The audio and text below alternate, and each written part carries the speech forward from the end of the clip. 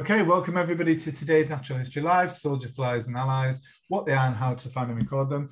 I'm delighted to hand over to Martin Harvey, who runs the Soldier Fly Allies and Recording Scheme. I'm also very grateful to Martin because back when I was a fair bit younger, one of Martin's courses was one of the first that I ever went on, and it really inspired me to take up biological recording. And now I run a recording scheme as well, with many less legs and wings, but all the same, championing invertebrate recording. So without further ado, I'm going to hand over to you, Martin, and I look forward to hearing your talk. Thank you, Kieran, and it's a pleasure to be back with the Natural History Live series again. And I'll say thanks at the end, but thanks straight away to Field Studies Council for running this fantastic series. I've seen quite a few of other people's talks and done a few myself, and I think they've been done really well, so that's great. So today we are talking about soldier flies and allies. And as Kieran mentioned, I run the National Recording Scheme for this group of flies. We'll get on in just a moment to a bit more about what's included in the scheme and what they actually are. But just the other thing to mention right at the start is that this is one of quite a lot of recording schemes that fall under the umbrella of the Dipterists Forum. And that's one of the organisations that, if you're interested in flies and recording flies across any of these different groups, then it's well worth having a look at the Dipterists Forum website and having a think about joining that. But before we go any further, let's find out a bit more about what the soldier flies and their allies actually are. So they are true flies, part of the Diptera, which means that they've got one pair of wings, and they do look, for the most part, I think most people would recognise them as being flies. But there's an enormous amount of variety within this group of 11 different families. All 11 families are relatively closely related. They form a block somewhere in the middle of the total fly classification. So they've been sort of a quite consistent set of families that have always been grouped together. But within the set of 11 families, there's an enormous amount of variety in the way that they appear, but also in the way that they live, the different life cycles that they have, and the different ways, the different ecological links that they have.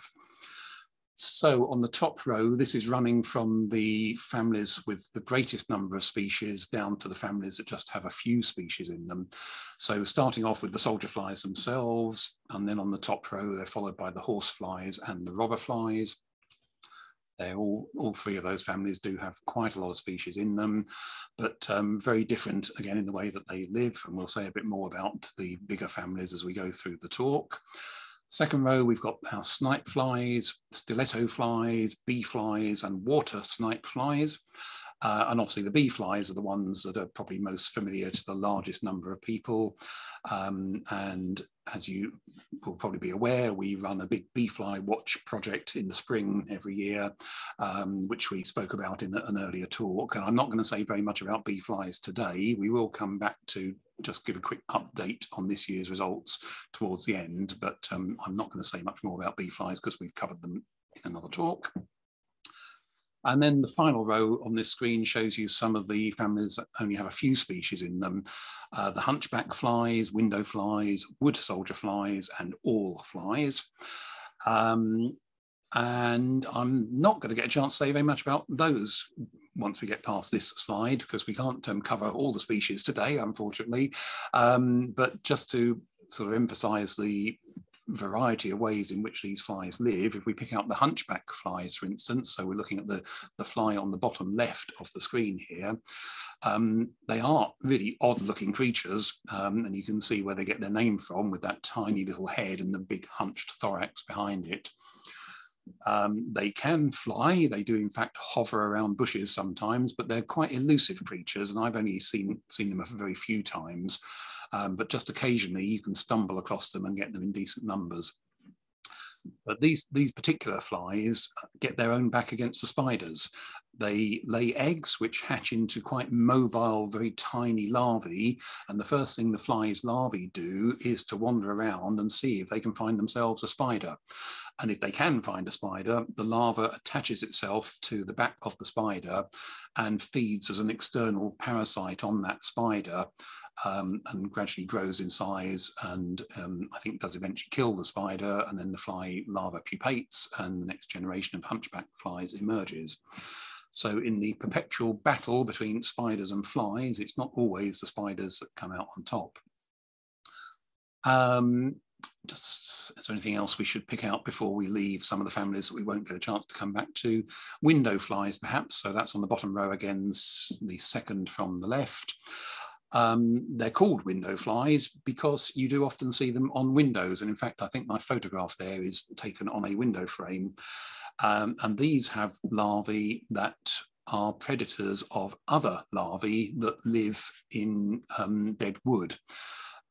So in older houses, you might find that the window fly larvae are actually doing a useful job in trying to keep on top of woodworm and other beetle larvae that might be causing you problems in the older timbers of a house. They're not very often seen nowadays, and I think changes in the way that houses are built and changes in central heating, all those sorts of things are probably not, well, they've prevented woodworm, which most people probably think is a good thing, but they've also taken away some of the habitat of window flies. So it's quite always an occasion to see one of them nowadays. But worth keeping an eye on your windows just the same. Okay, so some of the other families we're going to meet again in a moment, so I'm going to carry on to the next section. Just to say a little bit more about the group as a whole, if you add up all these 11 different families, there are about 158 species, depending on how you count, a few that are probably extinct and a few that may have colonized in recent years, but it's around 158 species. And you can see there how they break down between those set of families that have quite a lot of species and those families that only have a very few. So I think this is another reason why, to me at least, the group is really interesting, in that it's got enough species to give you plenty of variety and some challenges in finding and identifying them, but it's not totally overwhelming. 158 species is sort of manageable. You can get to know them if you spend a bit of time going out and looking for them, studying them a little bit.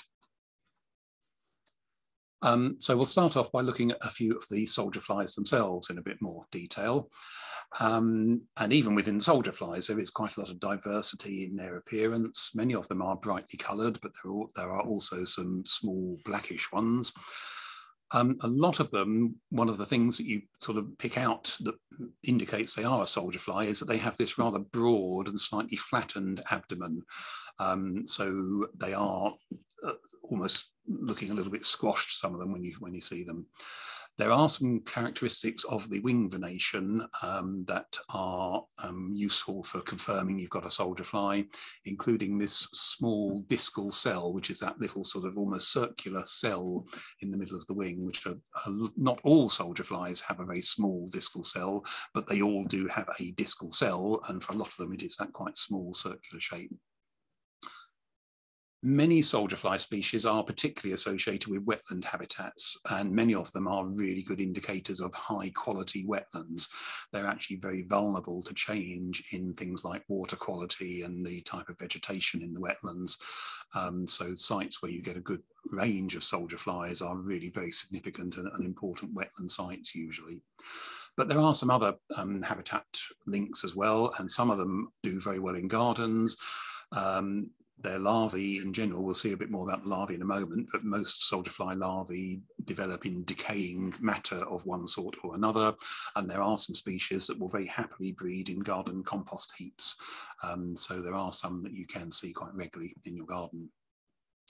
We're going to come back in a moment to how you tell soldier flies apart from hoverflies, because I think there is scope for confusion. If any of you have ever discovered that yourself and got muddled up with them, or if any of you have any tips on how to tell soldier flies from hoverflies, stick them in the chat, and in a few slides time we'll come back to this issue of hoverflies and soldier flies. So if you've got any good tips on that, stick it into the comments in the chat box and we will pick up on those in a few moments time. So this is the most widely recorded and frequently seen of all the soldier flies, and it goes under the name of the broad Centurion. All the species in the soldier flies and allies do now have English names, many of which were invented by Alan Stubbs when he wrote his wonderful book on this group. And for all the nearly all the soldier flies, he's given them sort of military names relating to the soldier fly overall title. So this one is a Centurion, and as we'll see, there are colonels and various other military ranks that get used for the English names.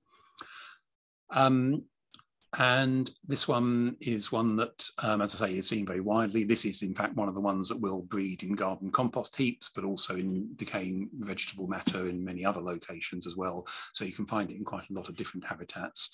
And they also like coming to flowers to feed as adults, particularly the sort of umbellifer type flower, where you get those broad, flat flower structures that the flies can easily access. One little feature of this fly, which helps confirm its identity, well, actually, no, before I talk about that, the other thing to point out is that we're looking at a male and a female here, with the male on the left and the female on the right.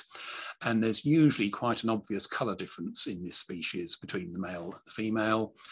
But the other thing that hopefully you can see in these pictures is that the male has the eyes meeting on top of the head, and the female has a gap in between the eyes, in the same way that a similar situation applies for many of the hoverflies as well. So that doesn't always work for all soldier flies and allies, but it does for quite a few of them. Okay, so the other thing I was going to say for this particular species to look out for, just a little identification sort of tip or confirmation, is to look closely at the eyes, and they're actually amazingly hairy. They've got this sort of fuzz of dark hairs all over the eyes, and the hairs are actually sort of growing out of the joins between the individual eye facets. And yeah, you do need to have a pretty close look, but even on the photo on the left, you can just see that sort of fuzz of black furriness around the eyes, which is really quite distinctive for this species.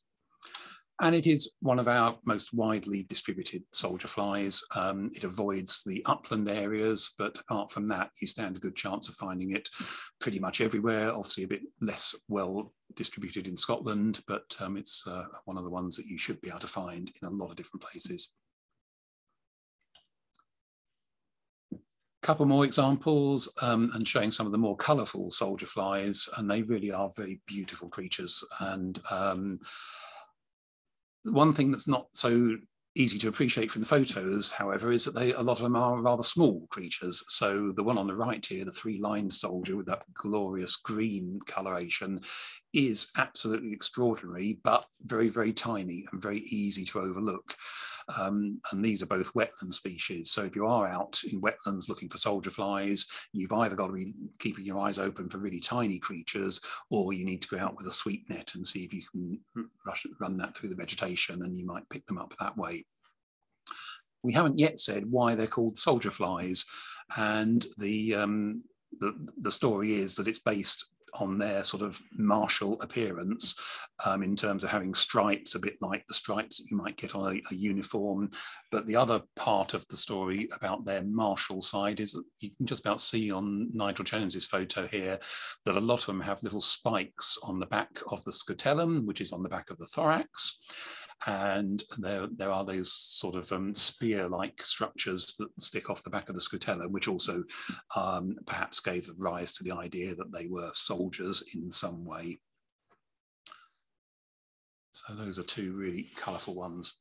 So this brings us back to the idea of what's the difference between a soldier fly and a hoverfly, because superficially they are both sort of, some of them are quite reasonable sized insects. They can both be black and yellow stripy. They can both have similar looking antennae. So Emily, I don't know whether anybody's put anything in the comments about any hints or tips or experiences of telling soldier flies from hoverflies. Yeah, so we've got one from Jenny, and Jenny said antenna shape. Okay. Yes, there are some differences in the antennal shape, but both, they can actually look quite similar. And I think the two examples we've got here, I deliberately chose them as ones that are particularly similar.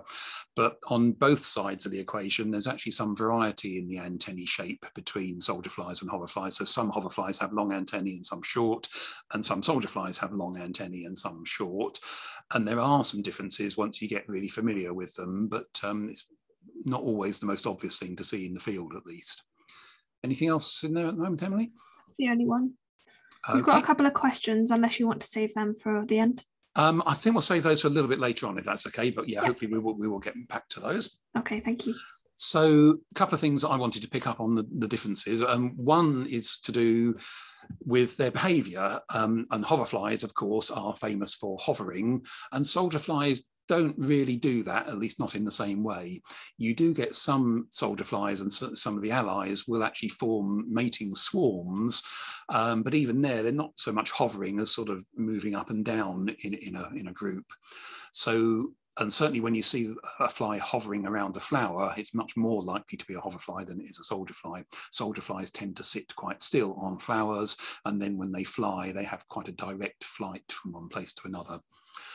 Another thing that you can see straight away in these pictures is that a lot of the soldierflies do tend to have the wings quite completely on top of each other and sort of folded right back over the abdomen and almost coming down to a bit of a point at the end, whereas hoverflies are much more likely to have their wings outspread. So those are a couple of things that you can pick up on sort of quite easily in the field. And then if you really want to confirm it, you need to look at the wing venation in a bit more detail. And these are the same two species, but using a different photo of the soldierfly just to show the wing venation nicely.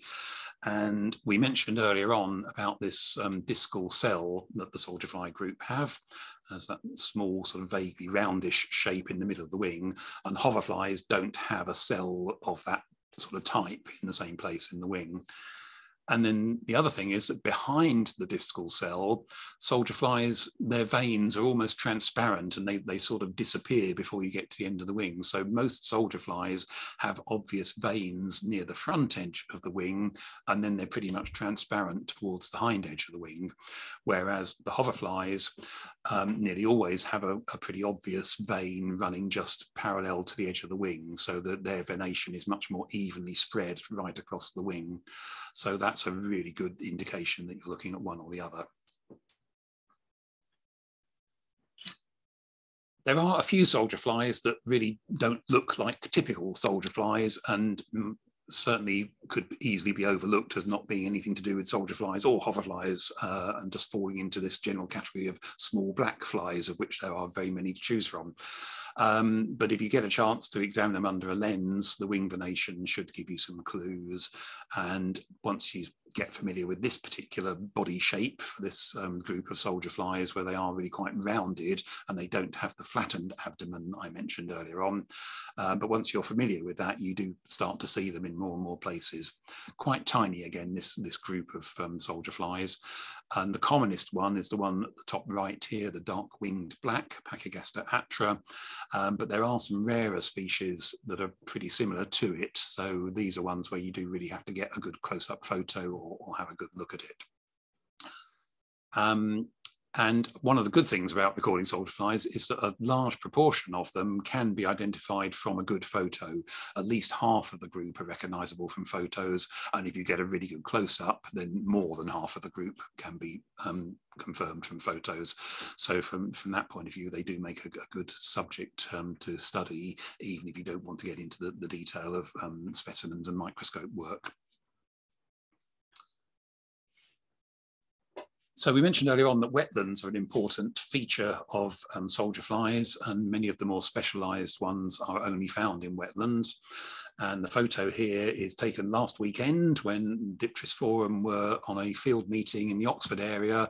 And here are some of us at Cothill Fen, a national nature reserve just outside Oxford, which has some absolutely fantastic fen habitat. And we just did see, we were a little bit early in the year for some of the soldierflies, but we did see good numbers of several species. And the sorts of things that make a place really good for some of the soldier flies are to have a calcareous influence, where you've got water that has a sort of chalk or limestone origin, and that feeds through into, often via springs that feed into these wetlands.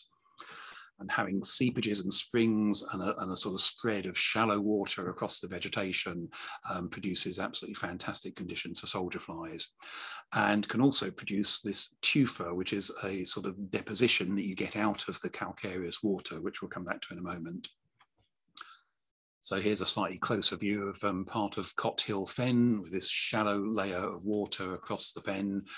And in that water, there are plants, stonewort plants growing, and in amongst the stonewort plants, you get all sorts of bits of decay and bacteria going on, and that's what the soldier flies really love their larvae to be feeding on.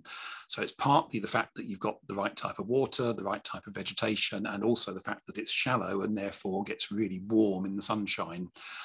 You could actually feel, it was almost like a warm bath if you put your hand in the water in some of these shallow areas at Cot Hill Fen last weekend. So you can see why the soldier fly larvae might enjoy that.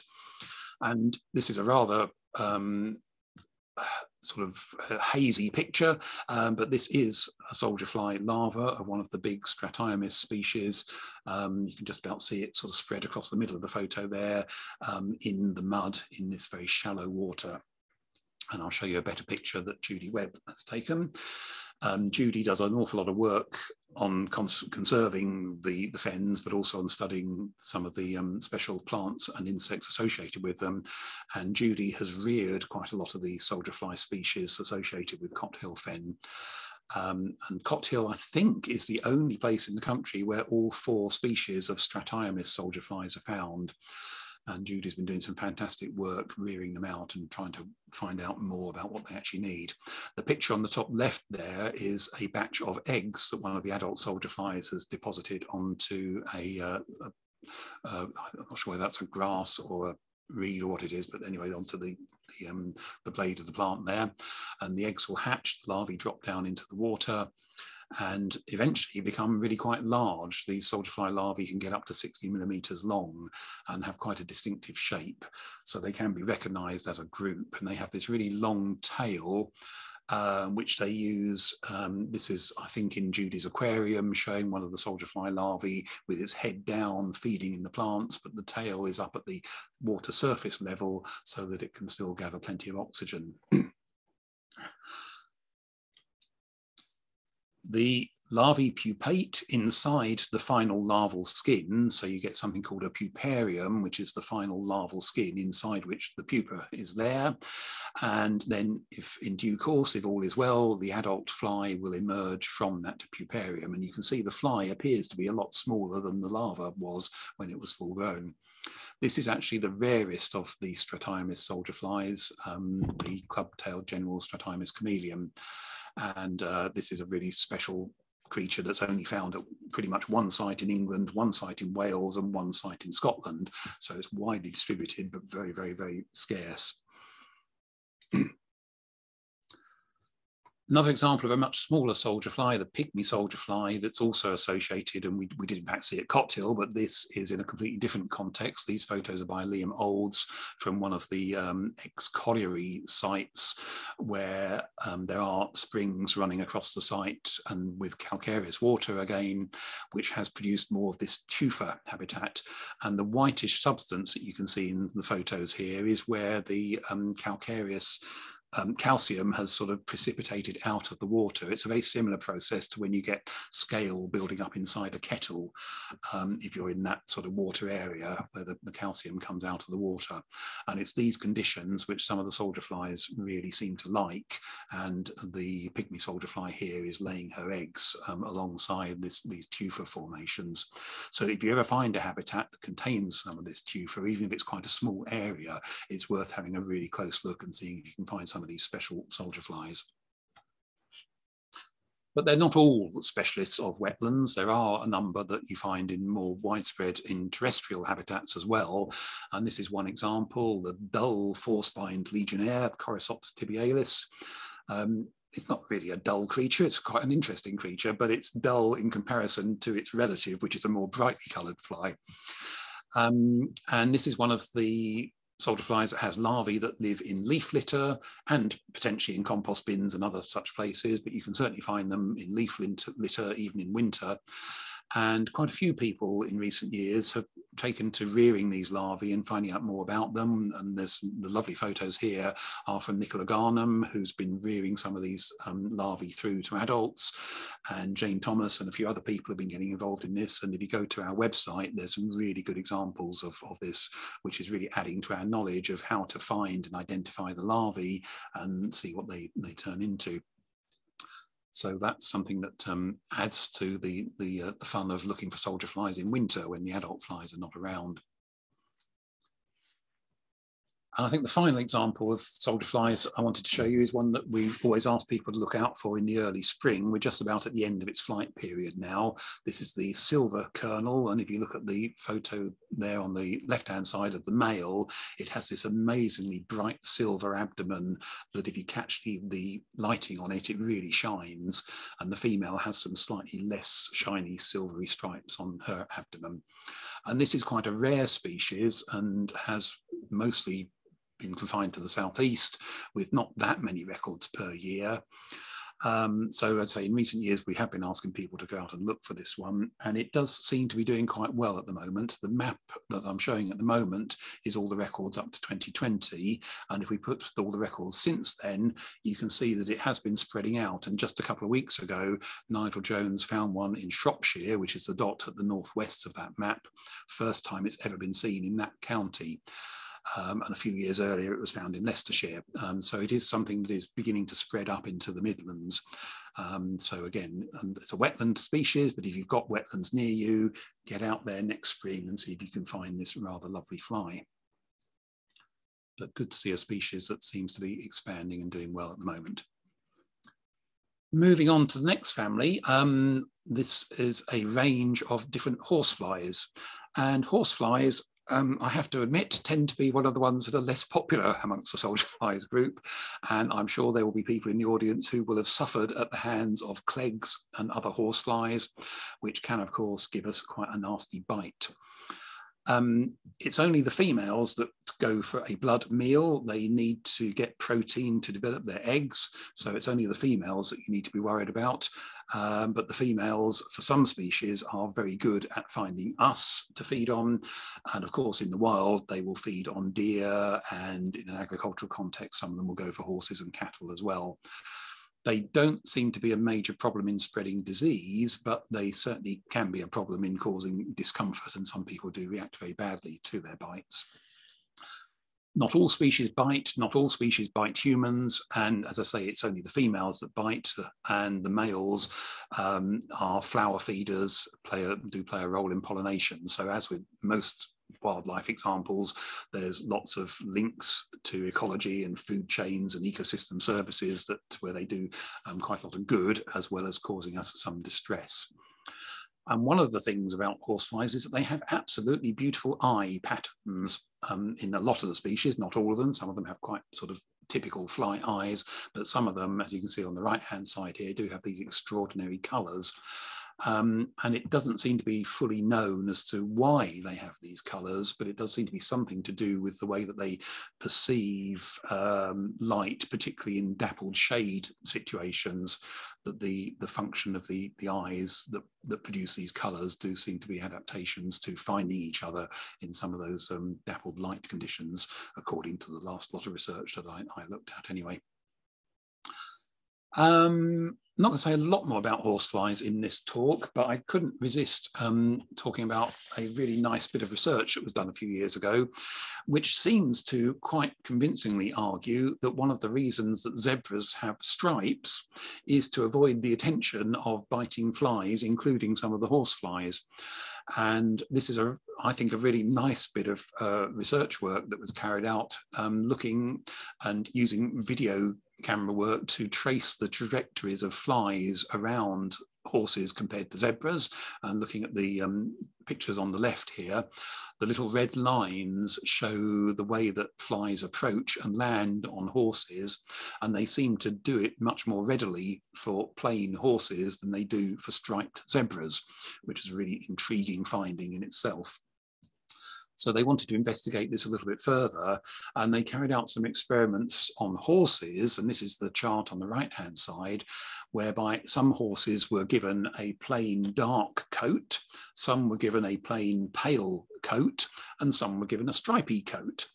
And if you look at the bar charts, the one at the top shows you how many flies actually touched the cloth, whether it was dark or plain or stripy, how many actually landed on the cloth, dark, plain or stripy, and as a control, how many landed on the head of the horse, which was not covered by the cloth. So for the cloth, it appears sort of fairly apparent that the flies did not like landing or touching the stripy cloth. Whereas on the head of the horse, it didn't matter whether the cloth was stripy or not, they would still land on the uncovered head. So this does seem to be a fairly convincing argument that putting stripes on your horse or zebra is a good way of avoiding some of the horsefly attention. And potentially there's a market here for fieldwork gear where we all go out looking like zebras and therefore can escape being targeted by clegs and other horseflies. But really intriguing. It must have been a really fun bit of research to do, and really interesting to see the results. Okay, let's move on to another family, the robberflies. And most of the robberflies have their own distinctive shape, which is to have this really elongate abdomen, and the wings are quite long as well and are typically held back over that long abdomen. Quite long legs, often with obvious bristles on the legs. And you can't see it very well in this photo, but they have quite a sharp, not very long, but a sharp proboscis, which is what they use for catching other insects. They are predatory creatures. They also have that good sort of moustache on the front of the head, which is another very typical robberfly feature where you get those bristly hairs on the front of the head. This is one of the commonest species called the kite-tailed robberfly, and it's not necessarily immediately obvious why it's called a kite-tailed robberfly, but it has a little extension towards the tip of the abdomen on the underside of the abdomen, and if you look at that extension end on, it's shaped a little bit like the tail of a red kite. So you need a little bit of imagination, perhaps, to make the most of some of these English names, but there is a reason for this one being the kite-tailed robberfly. The robberflies include the largest of the soldierfly group, and in fact, one of the largest of all British flies, the hornet robberfly, which is an absolutely stunning creature when you see it for real. It is enormous.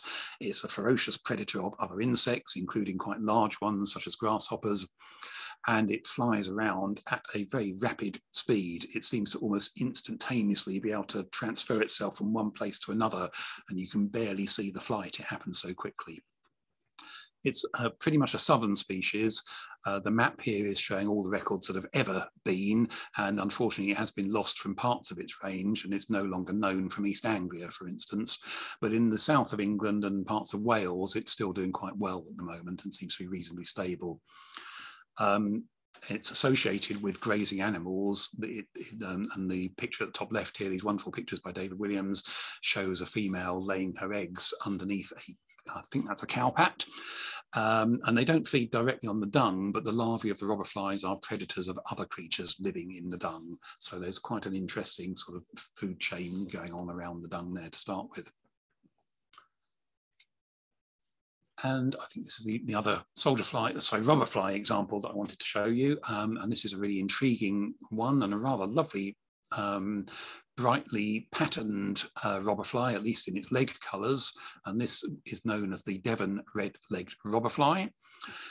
Devon because, until very recently, the only known British record was in 1990 on the south coast of Devon on a coastal path where quite a few people have been back to look for it since and never managed to find it.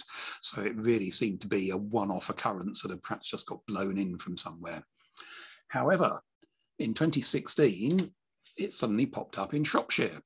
And this was an enormous surprise, basically. Nobody predicted this. It was a really unusual thing to have happened. There is some similarity in habitat. In Shropshire, it's on a south-facing slope with rocky outcrops, and on the south coast of Devon, it was on a south-facing sort of cliff slope with outcrops of rock amongst the grassland. So there is some similarity in habitat, but it's really weird why it's not been seen in Devon again, why it was never seen in Shropshire before, and is it a new arrival? Has it always been there but nobody's noticed it? It's just really puzzling, particularly as it is quite a large and distinctive fly when you do actually see it. And it's been seen in Shropshire in subsequent years, so at the moment at least it does seem to be established there, but it remains to be seen whether it's going to pop up anywhere else, yeah, a real mystery. Okay, so there is one more robberfly example, and this is just a nice little bit of habitat associations. There are 5 species in genus Dioptria that all look quite similar and behave quite similarly in many ways, but it's been found that they do have a subtle distinction in what they do.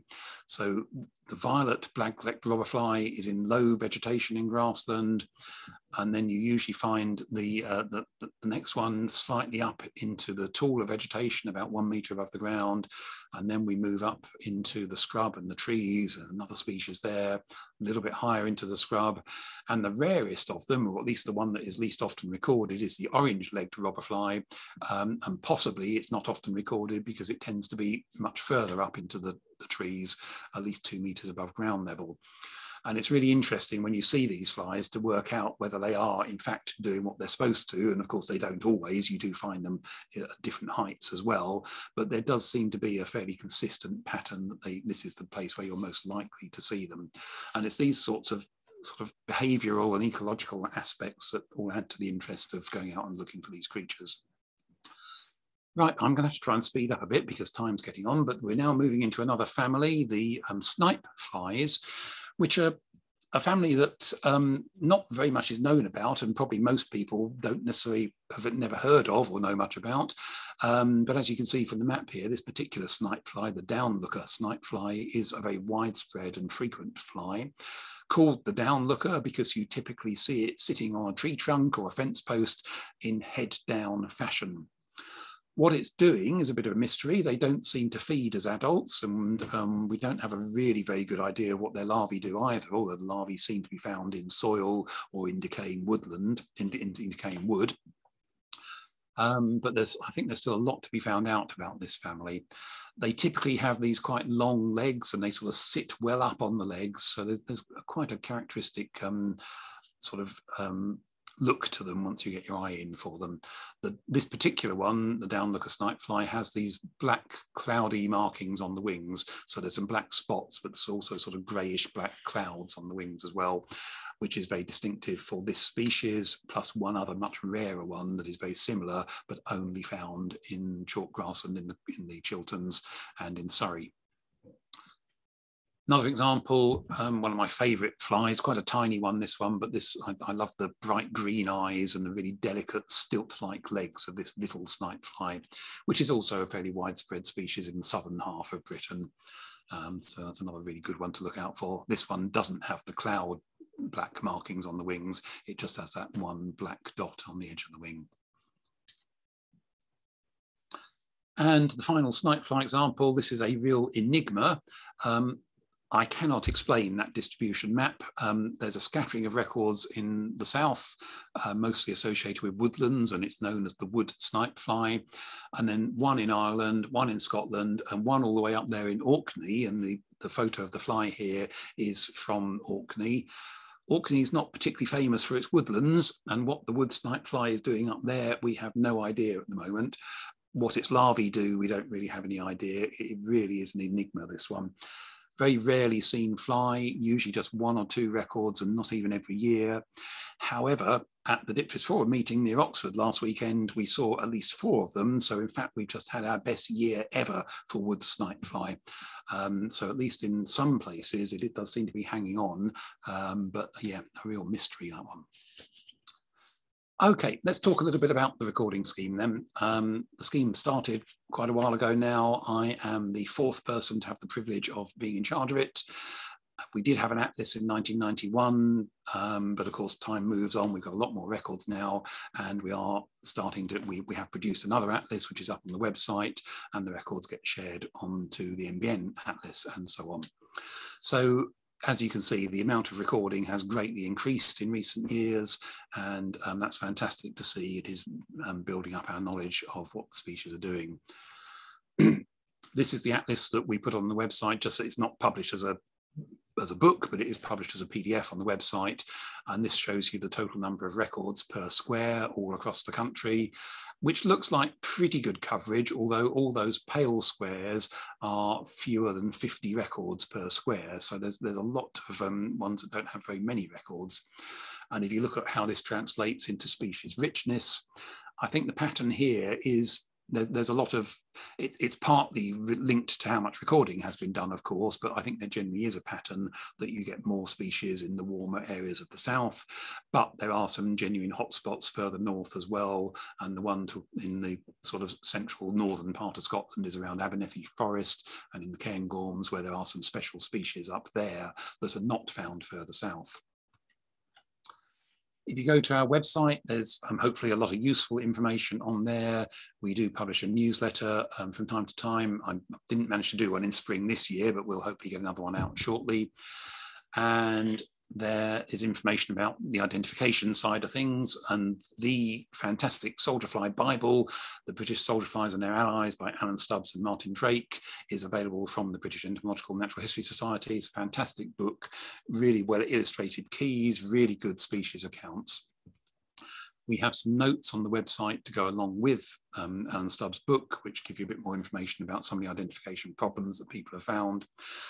And of course, Stephen Falk has his wonderful collection of Flickr photos, which provide comprehensive coverage for the Soldierflies and their allies. And they're, as usual with all of Stephen's stuff, it's absolutely stuffed full of information and brilliant photos, and is a real support to the identification. And then over the last couple of years, and we've got a long way to go yet, but we are slowly working our way through producing these additional identification guides, which again are free downloads from the Recording Scheme website. Thanks to Stephen Falk again, and Malcolm Story, and a whole range of other fantastic photographers who've allowed me to make use of their wonderful images and mark them up with all the different bits and pieces that you need to look at to confirm an identification. And the idea is that this will help you identify things from photos and in the field. So do go and check the website and have a look for those. That's just to make the point that you get Soldierflies and their allies in quite a wide range of different habitats, which means that to see a lot of them, you need to go to a lot of different places, basically. And within these general categories, there's a lot of specialism involved as well. So some of them are associated with ancient trees, some of them with newer woodland edges, and a whole range of variation. I'm going to have to skip over one or two of these, or we're going to run out of time. You do get Soldierflies all the way through the year pretty much. The earliest ones, Soldierflies and allies, come out in, well, February. In fact, we're beginning to see some species emerging in February nowadays, and then a few more in March, but the real peak is from May into June and July. So we're just coming into the main peak time to see as many species as possible. And then particularly some of the robberflies hang on into late summer, and there's a few species that continue right into the autumn. And the one on the right there is the twin-spotted soldierfly, Sargus bipunctatus, which can be seen right the way through to November and even December occasionally. So it's quite a long season, but with a real peak in June and July. So we're going to do our very quick bee fly update in a moment. And the other question I wanted to ask you, and again, put some comments into the chat, is what do you think this year's bee fly season was like? Did you see lots? Did you only see a few? How do you think it compares? And we'll come back to that in a moment. Another thing to help you plan what you're all going to do after today, which is to go out and look for Soldierflies, is to go to this map feature, which the Biological Records Centre has recently set up, and we'll put in the link to the BRC website that gives you the link through to this map. And this is called Targeting Revisits. And you can go to this map and you can find your part of the world on the map, and you'll see lots of coloured squares. So what are these coloured squares telling you? This is based on the idea that in order to monitor change in soldier flies and which ones are doing better and which ones are doing worse, we need to get repeated records from the same places over different years. And there obviously are a lot of parts on the map here where we don't have any records at all. And that might be one target, would be to go and fill in some of the gaps. But a different type of target are the dark pink squares. And those are squares where we do have records, but only from 1 year. So we've got no idea whether things have got better or worse since the last time somebody went and recorded in these dark pink squares. And that's what this map is all about. It's trying to point you towards these dark pink squares, get you to go there and have a good look around and record as many soldier flies within that square as you can. And that will mean that the square then becomes available to start doing some analysis of whether things are changing. So it's really, you get a sort of, if you go and do some new recording on a pink square, we get a double result. We get new records, but we also can bring the older records back into play and see whether anything has changed. And you can click on any one of these squares. So if I click on one of the dark green ones, this is actually Cothill fen, which, as you would expect, has a really long species list. This is just soldier flies on this map. It doesn't deal with the allies, it's just the soldier flies. And it tells you how many years and how many visits there have been. So Cothill fen is really well recorded. We want to keep recording it, but it's not a priority in the same sense because it's already well recorded. Whereas if I pick on one of the dark pink squares, this is an example where there has been a decent number of soldier flies recorded, but only in 2017. So we don't know whether they're still there, whether new ones have come along, or some have disappeared. So that's what it's all about. And similar maps have been set up for a number of other recording schemes as well. So if you go to the BRC page, you can take your pick of which of these schemes you want to get involved with. But of course, the soldier flies is the best of them all. What do we do with all this information? We always encourage you to send your records in, and it's fantastic that people do. So what do we do with it? It hopefully gets used in quite a lot of ways, and I've just picked out a couple of examples here. Towards the end of last year, I was contacted by the Department of Agriculture in Northern Ireland, who were doing one of their reviews of priority species in Northern Ireland and wanted to include the soldier flies. So we gathered together all the records that we had for Northern Ireland and tried to make an assessment of which would be the priority for further monitoring and, of course, conservation work to look after those species.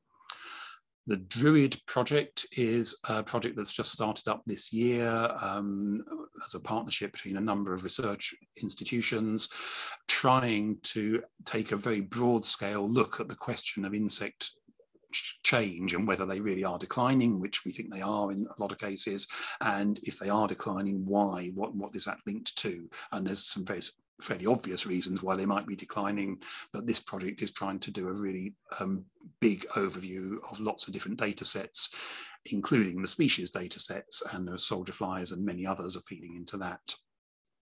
And of course, as the records come into iRecord, they are shared through iRecord to the local record centres and up to the NBN Atlas to make them available for all sorts of other purposes, including local site protection and feeding into the planning system and all those sorts of things. So we do try to make the best use we can of the records that people send in. Okay, final thing really, Bee Fly Watch. I'm not going to say very much about it because we've done talks about it. I just wanted to give you a quick update. So Emily, has anybody said anything in the comments about what sort of year it's been? Yeah, we've got lots of them.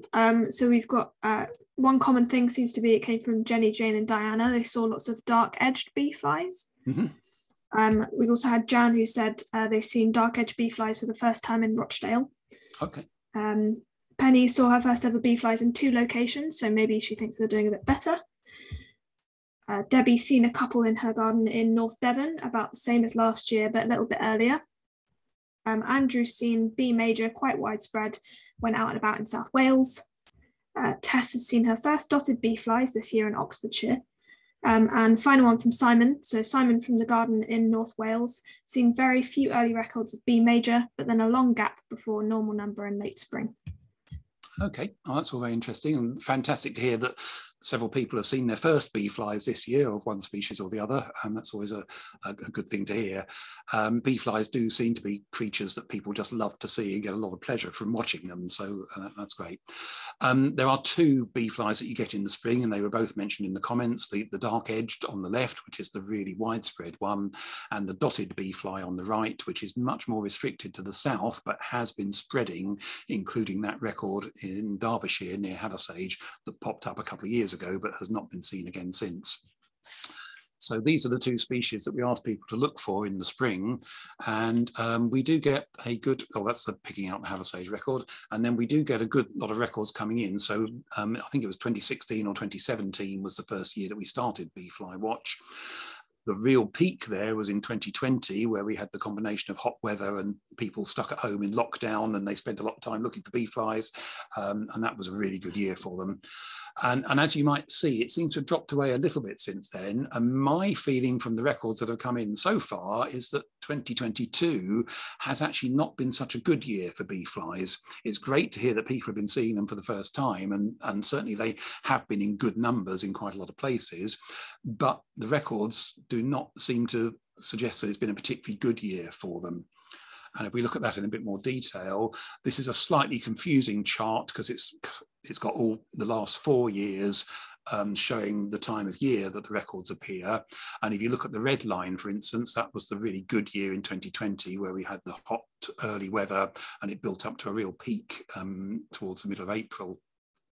So if I add 2022 onto this chart, started off pretty much identical to 2020, but then there was a real dip towards the end of March and beginning of April, and that they really did seem to be much harder to find at that time. And then it picked up again. I think this bears out what somebody mentioned in the comments, and the numbers did pick up again, and we're still getting a few coming in now, but overall it does seem to have been a slightly disappointing year. And the same pattern is apparent for the dotted bee fly, much lower numbers, of course, but the same dip end of March, beginning of April. Bee flies are very, very much linked to temperatures in the spring. And this is the Met Office temperatures from the beginning of March. And as you can see, I've sort of highlighted there was a dip towards the end of March, beginning of April, which I'm sure is linked to the drop in numbers that people were reporting. So it doesn't seem to have been one of our best years, but in terms of distribution, both species have been seen where they've been expected to be seen, and we have had a few extra records of the dotted bee fly still expanding its range, particularly on the northeast edge of its range. Okay, I'm very quickly going to point out, as Kieran did earlier on, that we do have some courses coming up. So there is actually an in-person residential course on soldier flies up at Preston Montford in August, which I'm really looking forward to doing. And that will be working with museum specimens and using microscopes and getting into some detail about the identification side of things. And hopefully we'll be able to get out and see some species as well. And then moving away from soldier flies, there's some hoverfly days in London that are coming up quite soon. And back at Preston Montford, and in a course in person again, looking at insects in general and how you do make use of specimens and microscopes. So anybody who wants to sort of pursue those slightly more in-depth studies, please do have a look at these courses on the website and find out about them. But I'm going to leave you one final example of another little larval discovery. This is the bark of a fallen black poplar tree, and I peered under a little bit of that bark and discovered this rather sort of grub-like, maggot-like creature. And if you look at it really closely, it has got some distinctive features which allowed me to be pretty certain that it was one of my soldierfly group. And this is, in fact, the so-called drabwood soldierfly, which is anything but drab, as you will see from this absolutely lovely photo by Judy Staines. And this is one of the smaller families that we've not said anything about elsewhere in the talk. The Xylomyidae just has 2 or 3 species in it. But they do have their own fascination, and it's just such a beautiful image to finish with. That I just want to add that in. So that brings me to the end of the talk. Do go to the various websites and the links that have been going out in the chat. do send your records in and get identification help. We have a very active Facebook and Twitter group, and the other things that you can see there, the other links that you'll know about. So thanks to everybody, and particularly to the recorders and the photographers who support the recording scheme. It's one of the really brilliant things for me as scheme organizer, is to see the records and the photos as they come in. It's always a real pleasure to go through them and see what everybody's been finding. So I'm going to leave that there, and hopefully that leaves us a couple of minutes for questions. But thank you everybody for listening, and enjoy your soldier flies. Thank you very much, Martin. I think I'm going to limit it to 2 questions, but I'm going to take one first off your hand. There was a question from Deborah Fraser asking if you accept records from iRecord, and both Beefly Watch itself as a project and Soldierflies and Allies, they're all preferably through iRecord. Is that right, Martin? Yeah, so if putting records on iRecord is by far the quickest and easiest way to get them into the recording scheme, and the quickest and easiest way for me to deal with them. But if you don't use iRecord, you're very welcome to send in spreadsheets. If you use iNaturalist, the records also come through to iRecord, although they're a little bit more difficult to deal with, but they do come through and they will get included. So yeah, that's the message really. Well, I'm just going to add something there, Martin. If anybody is using iNaturalist, please do double check the licenses that have been set. So there's a license for the photo, whatever you want for that. But if you have a non-commercial license on it, there might be some aspects of research, local environmental records centres, etc., that cannot use your records. So if possible, it's great to have just a Creative Commons by attribution license, because that's something I've noticed, Martin, with mine. A high proportion of the records have very restrictive licenses on them. I think that might be because it's the default setting. So Emily, best two burning questions for Martin then. Okay, so we've got one from Rona. Rona said, in Scotland as a child, I often got bitten by clegs. I knew they were horseflies, but we always called them clegs. Is a cleg the name for all horseflies, or just one species of them?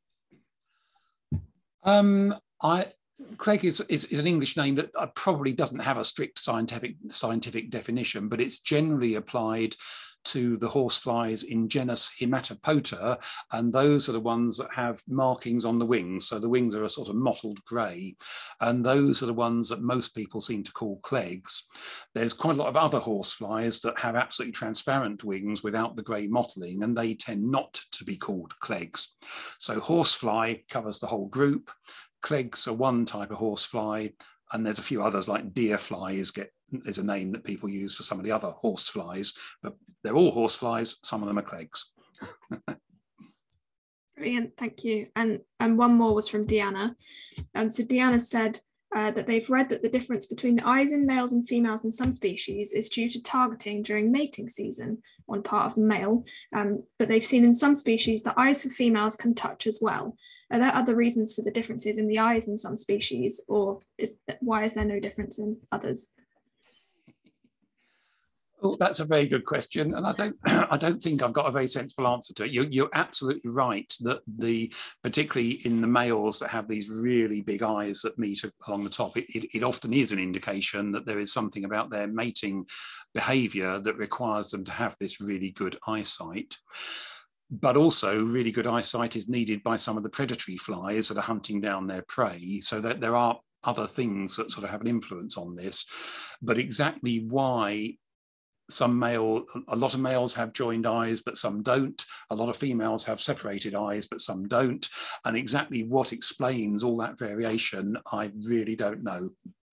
I would probably go out on a limb, Martin, and say nobody knows a lot of it.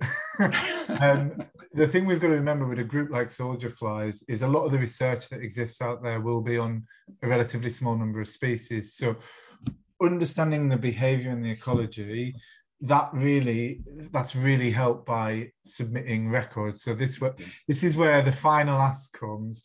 What we'd like you to do is make sure that you do, after this webinar, not only take more interest in observing soldierflies, but make sure that where you can, you send those records in. We've seen what a huge difference in those graphs that the launch of Beefly Watch made. So we've went from having relatively small numbers of records about these species to much more information, which means that we can start looking at the ecology, the biology of these organisms a bit more, because we've got more data. So a big thank you to Martin for a wonderful, fascinating talk. We will make it available through YouTube, so it'll be available afterwards. And it's the perfect day, at least down in London, to go out looking for soldier flies. So I recommend for those that have already had their lunch to get out and go hunting.